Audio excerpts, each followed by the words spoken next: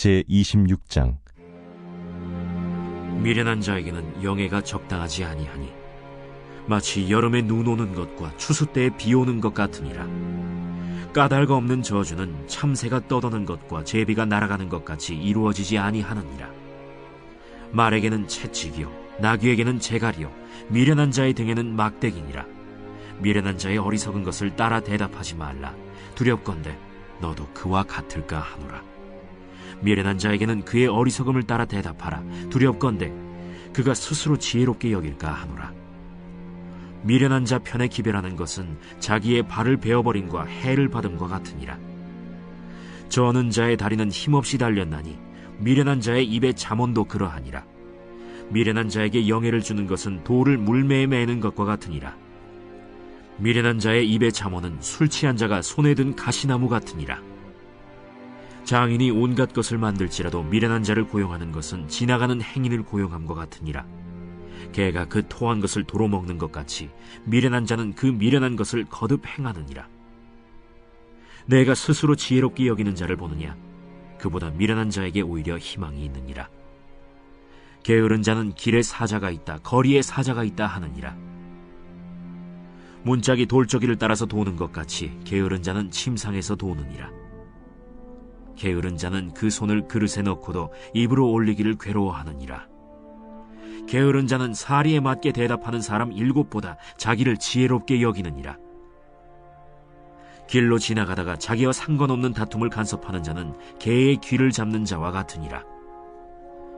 횃불을 던지며 화살을 쏘아서 사람을 죽이는 미친 사람이 있나니 자기의 이웃을 속이고 말하기를 내가 희롱하였노라 하는 자도 그러하니라. 나무가 다하면 불이 꺼지고 말쟁이가 없어지면 다툼이 쉬느니라. 숯불 위에 숯을 더하는 것과 타는 불에 나무를 더하는 것 같이 다툼을 좋아하는 자는 시비를 일으키느니라. 남의 말하기를 좋아하는 자의 말은 별식과 같아서 뱃속 깊은 데로 내려가느니라. 온유한 입술의 악한 마음은 낮은 은을 입힌 톡이니라. 원수는 입술로는 꾸미고 속으로는 속임을 품나니 그 말이 좋을지라도 믿지 말 것은 그 마음에 7가지 가증한 것이 있음이니라. 속임으로 그 미움을 감출지라도 그의 악이 회중 앞에 드러나리라. 함정을 파는 자는 그것에 빠질 것이요 돌을 굴리는 자는 도리어 그것에 치이리라. 거짓말하는 자는 자기가 해한 자를 미워하고 아첨하는 입은 패망을 일으키느니라.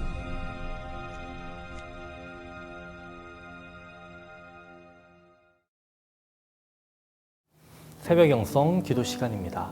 오늘은 잠언 26장 말씀을 나누겠습니다. 잠언의 말씀을 읽으면서 잠언의 말씀은 지혜로운 사람과 어리석은 사람에 대한 말씀이다 라고 생각하며 읽고 있습니다. 저자가 사용한 표현들을 보면 저자가 참으로 비유를 잘 사용하고 있고 그의 표현이 좋다라는 생각을 갖게 됩니다. 저는 잠언의 말씀을 읽으면서 재미있는 표현 하나를 발견했습니다. 바로 오늘 13절 말씀입니다. 게으른 자는 길에 사자가 있다, 거리에 사자가 있다 하느니라. 이와 거의 똑같은 표현이 잠언 22장에도 나옵니다. 잠언 22장 13절인데요. 게으른 자는 말하기를 사자가 밖에 있은즉 내가 나가면 거리에서 찢기겠다 하느니라.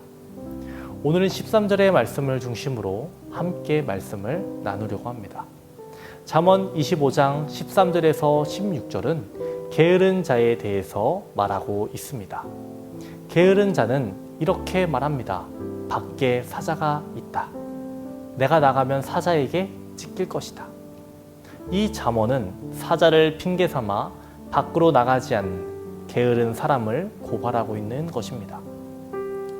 고대 이스라엘의 사자는 존재했지만 사람이 다니는 길거리에 나타나는 일은 매우 드문 일이었습니다. 게으른 자는 혼자만의 상상으로 자신의 비정상적인 행동을 합리화시키고 있는 겁니다. 게으른 자를 표현할 때 어떻게 표현합니까? 좀 더 자자, 좀 더 졸자, 손을 모으고 좀 더 누워있자. 게으른 자를 위한 아주 적합한 표현 아닙니까? 게으른 자의 행동 반경은 침대입니다. 매우 좁은 범위에서만 움직이는 것이죠. 게으른 자의 이러한 행동은 돌적이에 붙어서 움직이는 문짝에 비유됩니다. 문짝의 행동 반경은 아무리 확대되어도 돌적이를 벗어나지 못하는 것처럼 게으른 자의 행동 반경은 침대를 벗어나지 못하는 것과 같다라는 것입니다. 이러한 게으른 자에게도 부지런한 면이 있습니다. 그의 혀는 게으르지 않다라는 것입니다. 게으른 자의 혀는 바삐 움직입니다. 어떤 핑계를 말할지 그들은 바쁘게 움직입니다. 또 게으른 자의 상상력은 부지런히 일합니다. 보다 다양한 핑계를 그럴듯한 핑계를 만들어야 하기 때문이죠. 게으른 자는 아주 뛰어난 창작 능력을 여기에 낭비하고 있는 것입니다. 하나님께서 사람을 지으실 때 사람은 빈둥거리며 게으르게 살도록 짓지 않으셨습니다. 일하는 것이 사람의 제대로 된 상태라는 것을 말해주고 있는 것입니다. 하나님께서 사람을 동산에 두셨을 때 아담과 하와로 하여금 가만히 꽃들만 감상하게 하시지 않았습니다.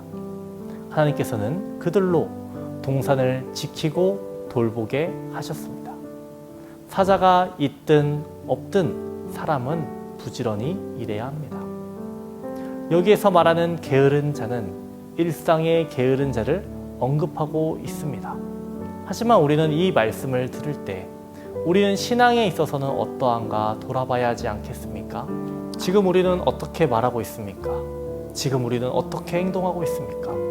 게으른 자와 같이 밖에 사자가 있다라고 말하고 있는 것은 아닙니까?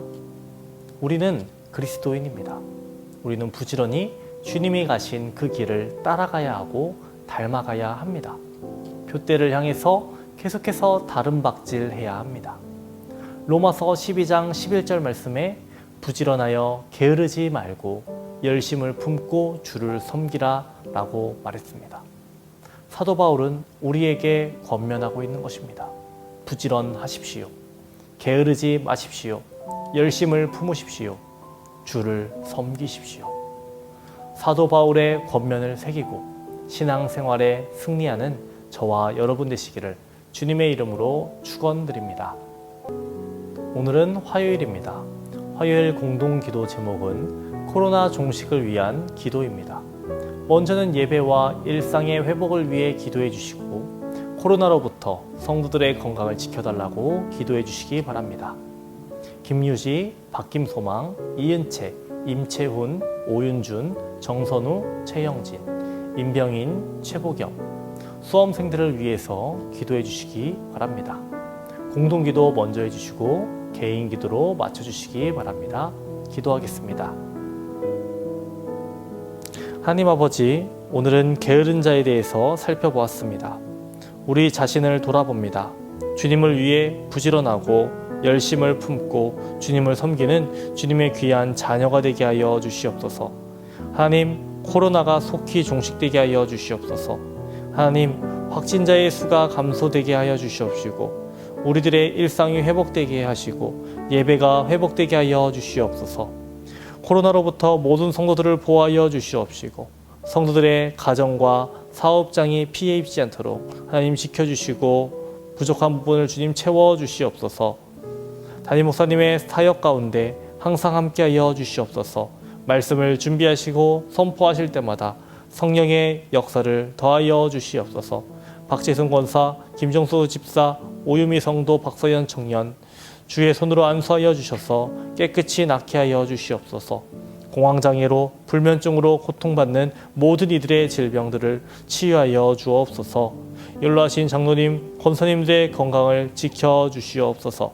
수능이 얼마 남지 않았습니다. 수험생들의 믿음을 지켜주시옵소서. 건강을 허락하여 주시옵고 지혜와 명철을 더하여 주시옵소서. 예수님의 이름으로 기도합니다. 아멘.